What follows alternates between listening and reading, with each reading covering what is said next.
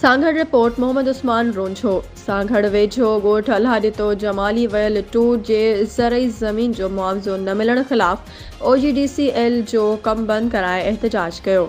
उन मौक़े ते ॻोठाणनि मीडिया सां ॻाल्हाईंदे चयो त असांखे बुनियादी सहूलतूं OGDCL फील्ड तरफ़ां नाहिनि ॾिनियूं वयूं।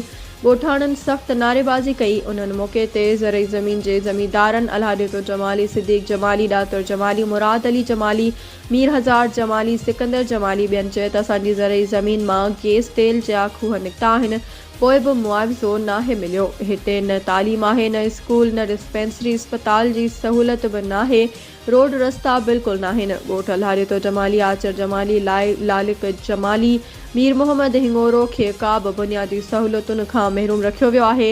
OGDCL फील्ड जे बाला ऑफिसरनि चेयरमैन सेंटर इमामदीन शौकीन MNA नवीद डेरो खां मुतालबो कयो त असांखे मुआवज़ो ॾिनो वञे।